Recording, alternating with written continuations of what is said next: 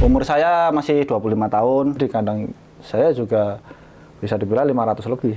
Oke, berarti kalau di total-total ya sudah ribuan ya? Ribuan.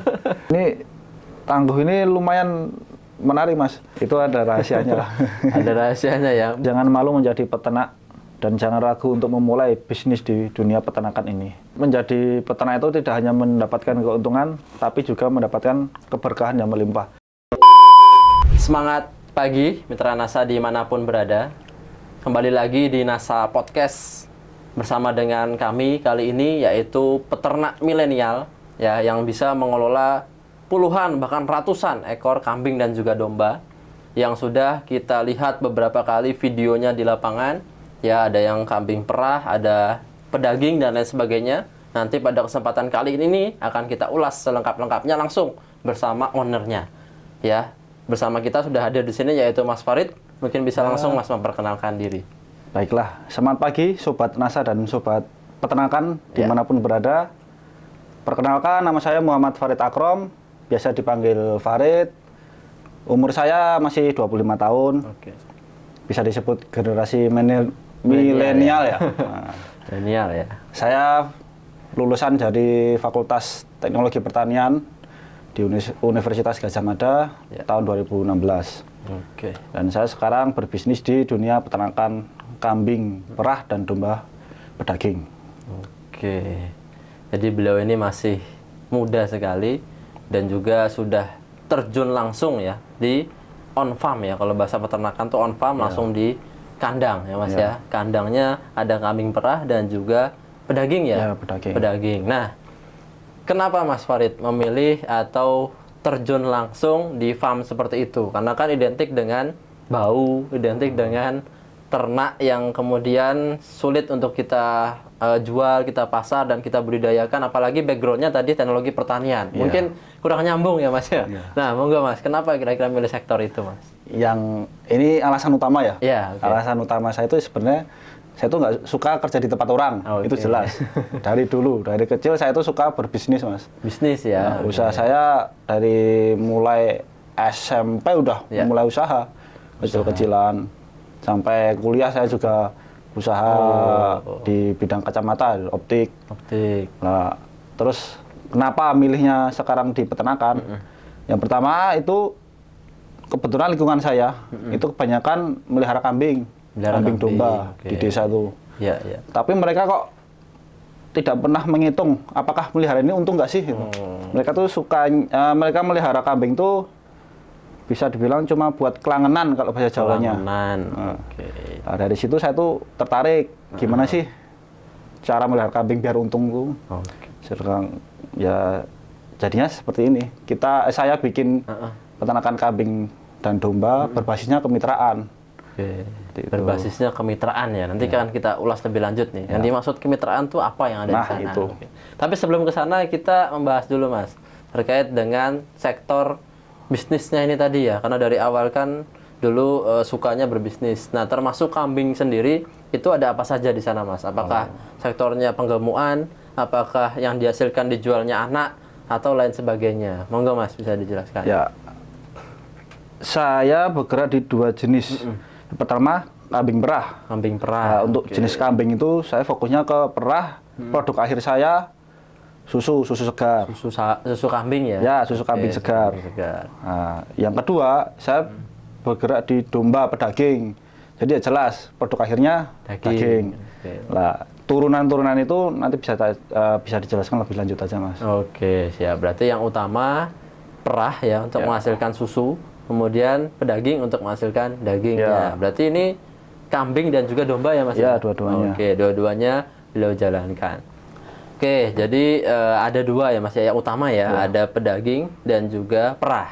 Ya, untuk menghasilkan susu dari perahnya. Jadi ada kambing perah dan juga domba pedaging. Nah, untuk ini Mas, kemitraannya. Nah, tadi kan sempat disampaikan juga ada sektor kemitraannya. Nah, itu mungkin bisa dijelaskan kepada teman-teman sobat ternak dimanapun berada. Kenapa saya bikin kemitraan ya? Ya tadi peternak masyarakat tuh masih melihara ternak dengan berbasisnya tuh kelangenan lah. Saya itu mengedukasi, mencoba mengedukasi peternak-peternak di rakyat itu berbisnis di peternakan. Melihara ternak yang untung itu gimana? Oke. Yang Jadi pertama, dibuat polanya ya, Mas, ya ya? saya bikin polanya Ya. biar mereka tuh tetap untung. Yang pertama untuk kambing perah ini, ya kemitraan. Peternak-peternak yang kecil yang masih pelihara 1, 2 itu diajari gimana proses nanti menjadi besar. Itu kita bimbing, kita bantu dari yang teknisnya kita mereka beli bibit dari kita, betina bunting untuk perah. Lah nanti setelah lahir kita akan beli lagi anakannya dan kita tukar lagi sama betina lagi terus sampai mereka besar dan mulai kita ajarkan bagaimana menjadi peternak yang mandiri. Setelah bisa merah sendiri baru kita bekerjasama dalam penjualan susunya misal seperti itu. Ya, intinya saya membentuk peternak yang dari awalnya cuma kelangganan menjadi peternak yang berbasisnya bisnis. Bisnis ya. Untuk kambing perah seperti itu. Untuk domba sendiri saya pakai sistem penggemukan. Salah satu sektor bisnisnya adalah sektor penggemukan ya. Penggemukan itu teknisnya seperti ini. Mereka beli bakalan dari kita, pakan dari kita, obat-obatan. Nah nanti setelah 2-3 bulan kita bantu panen. Dijual kembali? Ya kita. Yang penting kalau kemitraan itu peternaknya untung. Oke. Intinya itu peternak. Yang penting kalau sudah 2 bulan, 3 bulan nambah gemuk, dibeli lagi itu sudah merasa untung ya peternaknya ya. Yang penting bagaimana saya bikin peternak itu untung. Jadi, ada lagi sistem untuk breeding untuk domba ini. Domba itu sistemnya peternak yang pengen breeding nggak pengen pengemukan itu membeli domba bunting di tempat kita. Beli domba bunting tempat kita, mereka pelihara beranak, nanti indukannya itu nggak usah cari peternak nggak usah cari pejantan di mana-mana, udah mereka tukar aja betina kosong tadi indukannya dengan betina bunting lagi. Ya seperti kambing perah tadi, setelah mereka populasinya banyak, baru kita bantu dengan pejantan. Ada berbagai macam sektor ya yang bisa dikembangkan dari kambing dan juga domba. Entah dari hasil utamanya tadi ada perah susu dan juga daging. Beliau juga Mas Farid juga mengembangkan sistem kemitraan.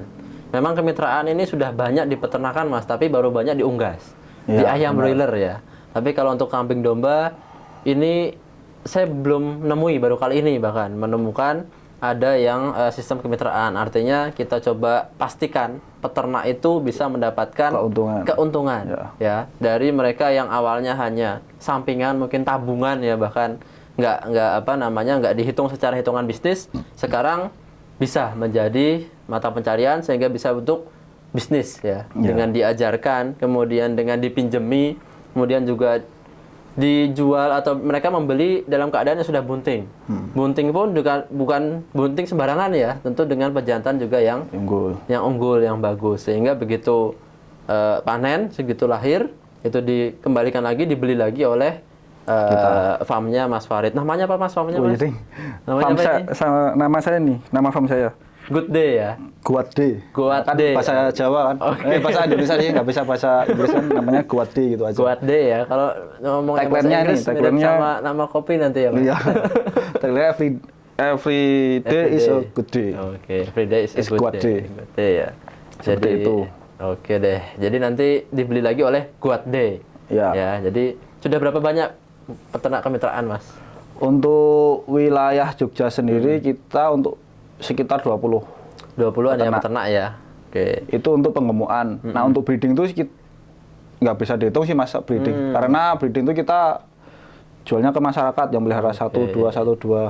Ya otomatis yang beli domba bunting di tempat saya itu bakal kita beli lagi, bisa disebut sebagai mitra kita. Jadi sudah ada pasti pasarnya ya. Ya kalau ini Mas, susahnya kita jual kambing domba itu karena melihara benda hidup ya. Nah, setelah kita jual itu nggak bakal beli putus, nggak setelah di situ. Kita bakal dapat banyak komplain lah, mati dan sebagainya seperti itu. Makanya sebisa mungkin setelah jual itu nggak terputus di situ. Jadi tanggung jawab ya Mas. Ya tanggung jawabnya sampai akhir, sampai mereka kalau bunting sampai mereka lahiran sampai besar. Pasti peternak itu akan cari gimana caranya menjual peternaknya itu biar untung kan. Oke. Kalau Anda yang tertarik, ini luar biasa ini. Saya rasa akan banyak yang tertarik Mas dengan program atau kemitraan yang Mas Farid jalankan oleh teman-teman dari Good Day ya. Karena biasanya memang sejauh ini ya lepas Mas. Ya. Apalagi kalau kita belinya di pasar hewan. Ya kan, begitu beli dibawa ke kandang, apalagi peternak pemula mati, sakit, itu sudah rugi mereka. Ya. Sedangkan kalau kita bisa ibaratnya beli di God Day ini, kemudian nanti dibawa pulang, itu nanti ada pembekalan atau ada apa ibaratnya monitoring monitoring apa dicek kambingnya, memastikan agar sesuai dengan produktivitasnya. Entah kalau perah ya menghasilkan anak-anak yang bagus, kemudian kalau pedaging ya sampai dia besar, kemudian kalau breeding sampai dia menghasilkan anak-anaknya. Oke, nah sejauh ini saya rasa ini peluang yang bagus untuk dimanfaatkan dan juga teman-teman bisa maksimalkan. Nah, tantangan apa Mas yang dialami lah dalam menjalankan kegiatan usaha yang mungkin ini belum banyak orang menjalankannya? Oh iya.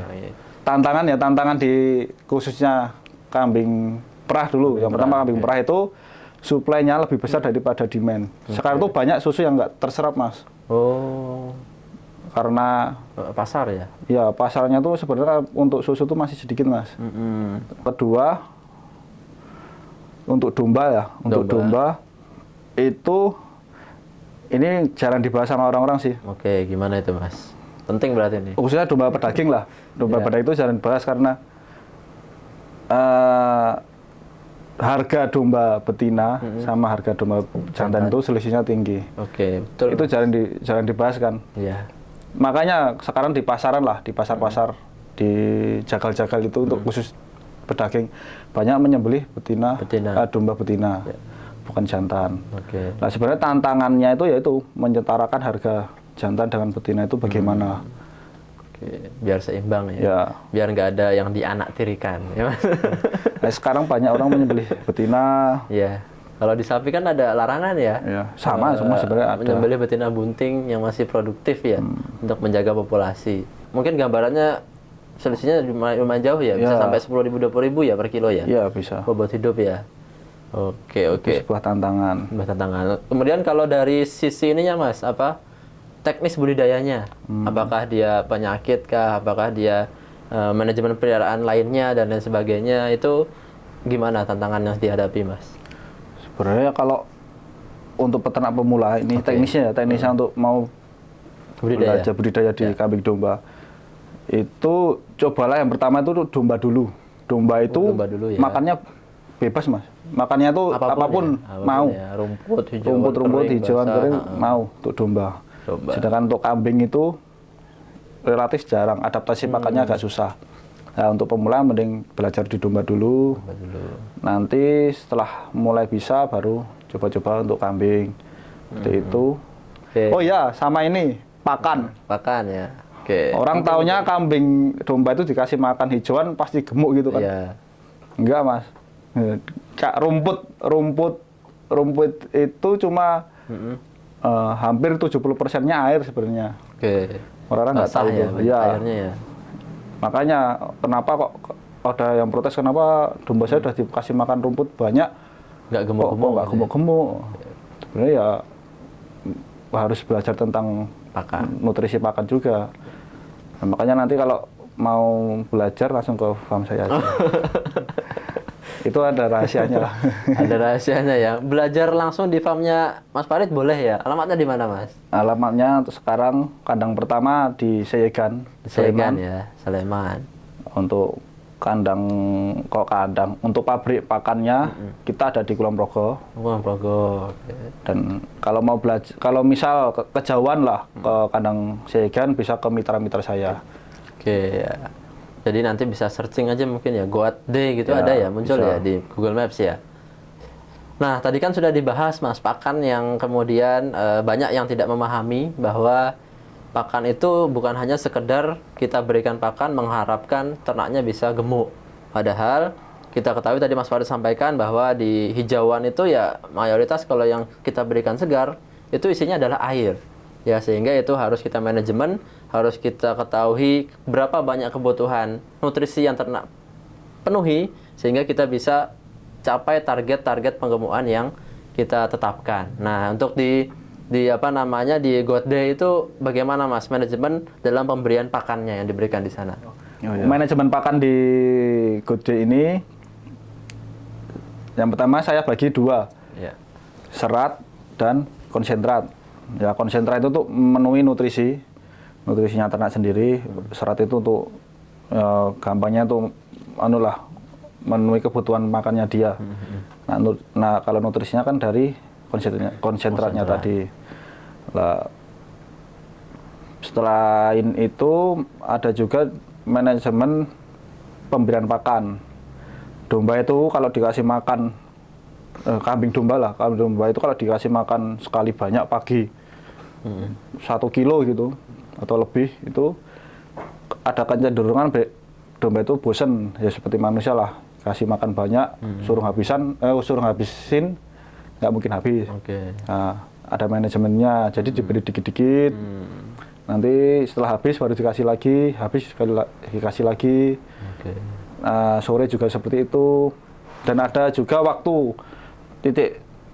Menurut penelitian, domba itu makan lahapnya di jam-jam 10 pagi itu. 10 pagi. Sama jam 18. Jam 6. Sore ya? Ya, sore. Maghrib itu ya, jam-jam itu punya titik tingginya. Sedangkan untuk siang, kebanyakan untuk memamah biak. Lebih banyak. Ya ada lah itu waktu-waktunya, di Google ada kok. Kapan waktu yang tepat untuk memberikan makan. Seperti itu. Untuk jenis pakannya sendiri, kalau di tempat kita untuk breeding, kita pakai pakan fermentasi. Alasan pertamanya karena saya pakai bahan-bahan yang bisa dibilang seratnya tinggi. Bukan seratnya tinggi sih, keras. Bahan-bahan yang keras, serat kasar, bahan keras. Makanya saya butuh bakteri dan sebagainya untuk membantu melunakkan. Seperti pongkol telo. Pongkol telo itu keras kan? Iya. Nah, itu batang dari batang singkong ya, singkong ya. Itu digiling ya? Ya digiling. Bisa itu biasanya tetap ya, tapi tetap aja ada yang bahan-bahan keras. Itu dengan fermentasi dengan beberapa bakteri probiotik itu nanti bakal lunak. Dan yang kedua serat-serat juga. Serat-serat yang keras seperti batang daun pakcong yang terlalu tua, itu kan keras itu. Itu diberi probiotik, nanti difermentasi ya lama-lama bakal lunak. Seperti itu. Dalam manajemen pakan memang penting Mas dilakukan proses-proses yang namanya penggunaan teknologi. Ya, salah satunya teknologi fermentasi tadi. Di mana banyak sekali bahan-bahan itu yang mungkin kalau langsung diberikan ke ternak nggak bisa untuk mencernanya, menyerapnya. Sehingga membutuhkan bantuan bakteri untuk menghancurkan, ibaratnya adalah dinding selnya yang keras tadi, ada lignin, lignoselulosa dan lain sebagainya, sehingga dia hancur dan bisa menjadi lebih lunak. Ibaratnya pintu, dia sudah dibantu dibuka dulu, dihancurkan dengan bakteri yang membantu proses fermentasinya. Nah, di sana yang menggunakan apa itu Mas jenis bakterinya atau produknya lah? Ya, yang utama kita pakai produknya dari NASA, Tangguh ini ya. Tangguh itu. Dia mampu ya Mas ya untuk menghancurkan ya. Jadi batang-batang tadi ya mampu untuk difermentasi menjadi lunak. Itu dengan bantuan Tangguh ya. Tangguh campur dengan tetes tebu. Dan untuk meningkatkan nafsu juga kita pakai yang veternanya. Jadi perpaduan Mas ya. Fermentasi itu kita tambahkan Tangguhnya, bakterinya, kemudian nafsu makan, kemudian juga mungkin tambahan nutrisi lain ya. Nutrisi lain juga dengan bantuan dari veterna. Nah, gambaran umum cara penggunaannya gimana Mas di sana Mas? Dari Tangguh dan juga veternanya ini. Kita pakai perbandingannya kita satu tong 200 liter itu kita kasih tetes tebu 1 drigen. 1 drigen yang berapa? 15 liter. Iya kayaknya. Itu 15 liter. Terus dicampur 1 botol Tangguh. 2 veterna, botol, dan kita kasih air sepenuhnya sampai penuh. Ada kita kasih space ruang udara di situ, terus kita klem. Kita tunggu 1 minggu lah. Setelah 1 minggu baru kita nanti campurkan ke konsentratnya. Waktu kita bikin konsentrat. Oke. Itu.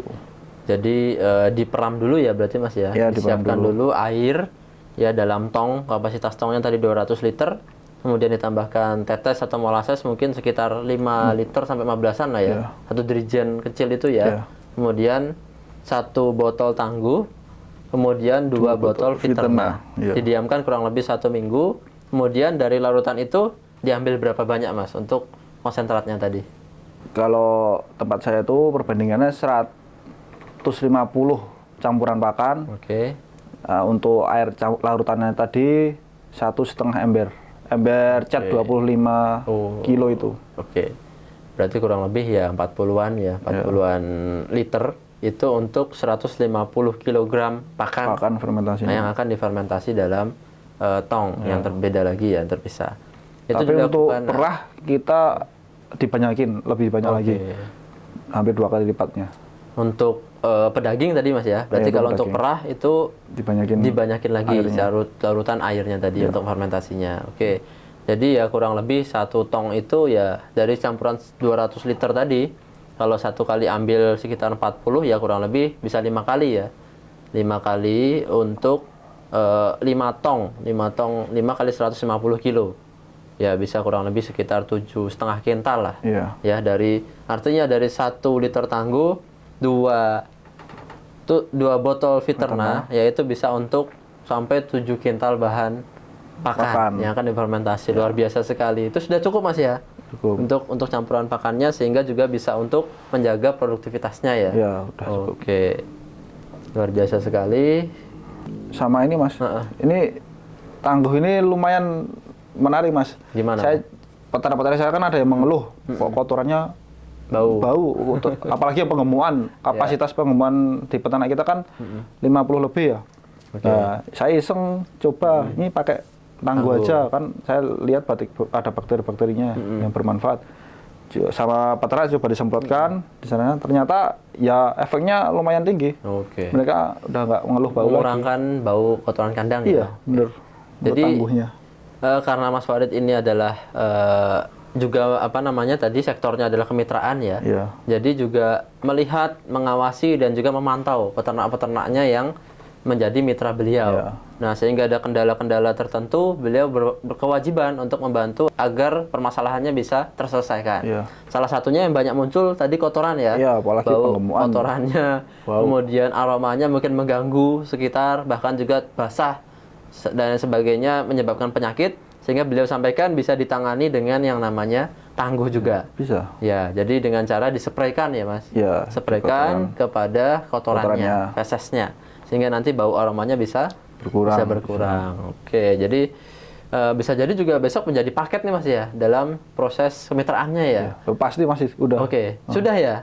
Oke. Jadi sebenarnya campurannya tadi tong itu peternak juga mereka bakal ambil juga, ambil untuk nyemprotkan ke fesesnya juga. Siap. Berarti ini luar biasa sekali, bisa diduplikasi ya oleh mitra NASA dimanapun berada bahwa sistem komunitas. Ya, jadi kalau ingin memudahkan untuk repeat order dan juga memperluas pasar, kita bisa aplikasikan dulu di farm kita, di peternakan kita, kemudian nanti bisa untuk memberikan manfaat juga untuk orang banyak. Ya, seperti yang dilakukan oleh Mas Farid, beliau paketkan dengan kemitraan dari kambing dan juga dombanya selama ini. Guotda ini kan saya lihat sudah banyak Mas ya berkembang, dalam peternak banyak juga yang menjadi mitra. Hingga saat ini jumlah populasi kira-kira berapa ekor Mas yang tersebar baik di kandang sendiri maupun yang sudah ada di masyarakat? Untuk populasi sendiri kan untuk kemitraan domba kita sekitar 20 peternak. Satu peternak itu rata-rata di angka 25 ekor. Wah, saya kira cuma 5-10. Enggak. 25 itu ada. Ya. Biasanya kalau untuk yang 5-10 itu untuk breeding, Mas. Untuk betina-betina bunting, itu mereka belinya 5-10. Nah, untuk populasinya bisa dihitung sendiri tadi. 25 dikali 20. Kurang lebih udah 500 ya? 500. Itu untuk mitra. Sedangkan untuk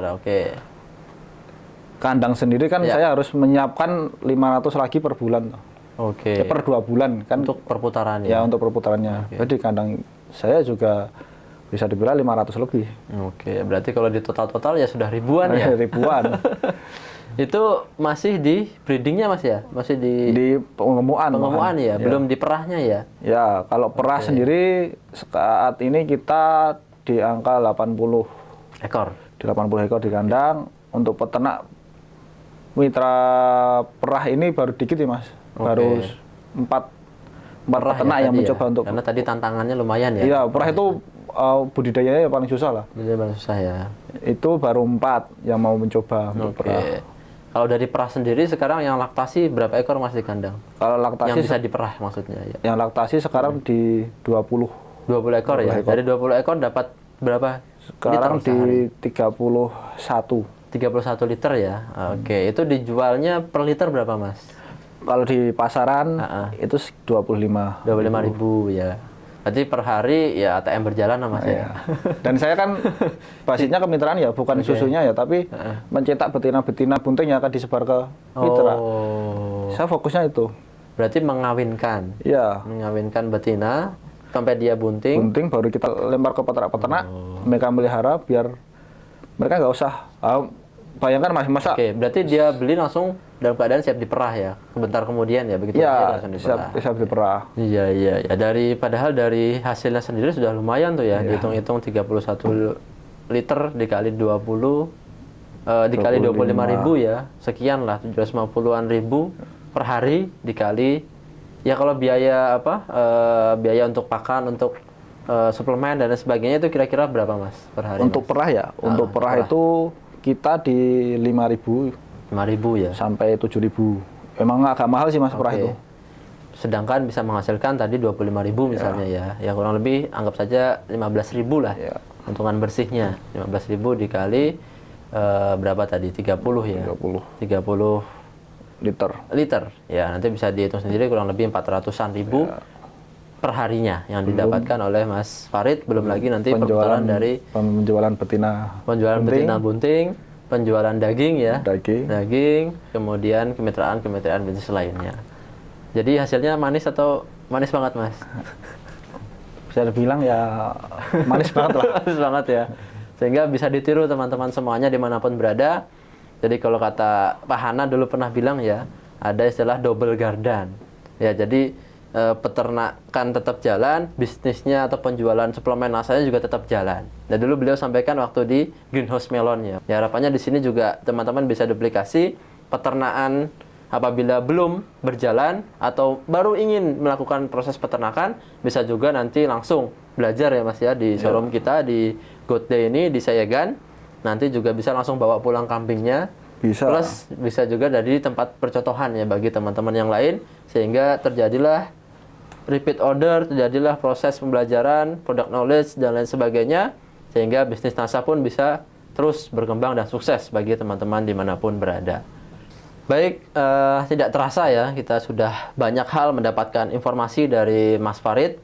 Sebelum kita akhiri, mungkin ada sedikit pesan Mas, pesan, kesan maupun harapan ya dari generasi penerus, generasi milenial untuk para peternak. Mungkin juga membutuhkan yang namanya regenerasi, membutuhkan juga yang namanya proses yang lebih baik agar bisa menghasilkan, sehingga banyak juga generasi-generasi penerus seperti kita ini terjun langsung Mas di dunia agro kompleks. Mungkin bisa disampaikan Mas. Untuk teman-teman semua dimanapun berada, jangan malu menjadi peternak dan jangan ragu untuk memulai bisnis di dunia peternakan ini, karena potensinya sangat menjanjikan. Apalagi sudah banyak teknologi yang dapat mendukung kemajuan di dunia peternakan ini. Contohnya dari produk-produk NASA seperti Tangguh dan Viterna. Dan yang terakhir, menjadi peternak itu tidak hanya mendapatkan keuntungan, tapi juga mendapatkan keberkahan yang melimpah. Saya Muhammad Farid Akrom, bangga menjadi peternak Indonesia. Luar biasa sekali ya. Jadi peternak bukan hanya mengajar keuntungan, tetapi juga mendapatkan berkah yang melimpah. Ya, mudah-mudahan ini bisa menginspirasi kita semuanya, mitra NASA, peternak dimanapun berada, teruslah berupaya ya Mas ya dalam budidaya peternakan, karena hasil dari dunia peternakan ini ditunggu-tunggu oleh masyarakat. Entah itu untuk keperluan banyak hal, akikoh, entah itu kurban ya. Iya. Kemudian apalagi Mas, warung-warung sate juga banyak ya. Itu potensi. Sehingga insya Allah kita juga bukan hanya budidaya mengejar keuntungan dan kesuksesan, tapi di sana ada keberkahannya. Baik, demikian NASA Podcast pada kesempatan kali ini. Semoga informasi ini dapat bermanfaat dan juga bisa diaplikasikan oleh mitra NASA maupun peternak dimanapun berada. Saya Dimas, Technical Service PT Natural Nusantara, dan juga Mas Farid, owner dari peternakan Good Day ya. Kami undur diri. Terima kasih, sukses selalu, dan tetap semangat pagi.